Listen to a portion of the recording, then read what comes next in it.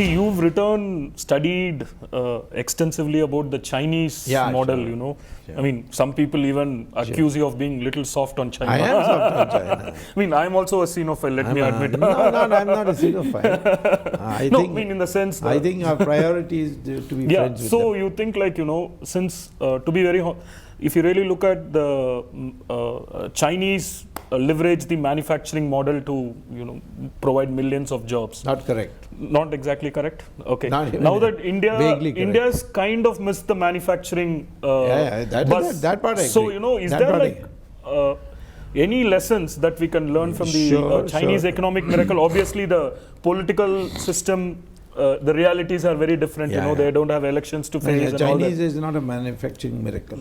So, what do you think? Like 2-3 lessons that we can learn from them in terms there are no lessons to learn from them. In fact, there are lessons to unlearn from them. But I'll tell you what the Chinese great success is due to. The Chinese model.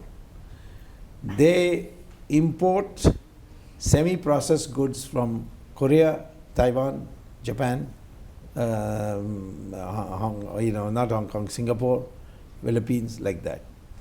And then they add value to it. Like, for example, Lenovo. Lenovo comes in the circuit form from Taiwan. Absolutely. Then they put a keyboard on it, the glass case. No, they add value. It's not a circuit. It comes in, the basic circuits come from Taiwan. And then they put a stamp made in China. Okay. And what is the advantage for Taiwan to do it? Because if Taiwan itself did it, the cost will become much higher. So they won't be able to sell it. So they sell it, give it to China. China has cheap labor, skilled labor, and then it imports, exports to America and Europe. So therefore what happens is that the Chinese have a deficit trade with East Asia because they are only importing from East Asia. But they have a huge surplus trade with Europe and America. And so the sum total, they get a surplus, and that is their model.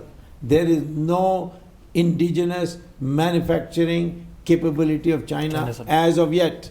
But now the Chinese have realized that because the wages of their labor is going up, therefore they may not get an advantage. Some other countries might come in the picture, and therefore now they are trying to what they call as rebalance their economy.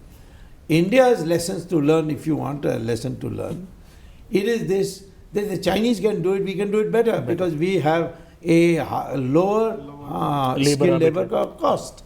So, but what is the problem? All these countries say, we like to come to India, you've got a court, you've got this thing, you've got patent laws, but you have a lousy infrastructure.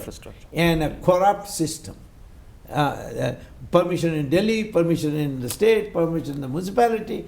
It's still, Delhi may be easy, but on the road it's terrible. The roads are all, potholes, so on.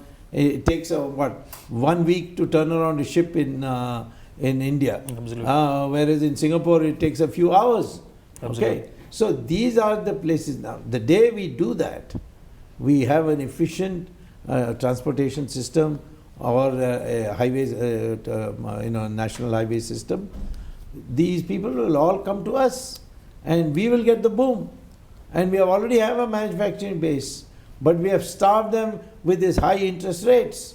You see, and we have literally driven out those labor intensive small and medium industries thanks to that crackpot called Raghuram Rajan, who told us all that if you raise interest rates, the inflation will be controlled. Of course, that's one way of doing it, but what's the consequence? A doctor can bring down a temperature by killing the patient. It's the fastest way to bring down a temperature. But then that's it, you see.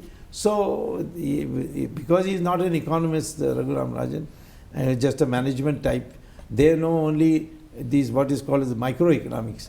But macroeconomics is a general equilibrium system. What you do here has an effect there, you see. So therefore, our mistake was that. Our first mistake was to have the Soviet model. Absolutely. And the second mistake is to keep these interest rates so high that manufacturing decided to go for capital and these labor laws, these socialist labor laws. So they went in for capital intensive technology. Thank you.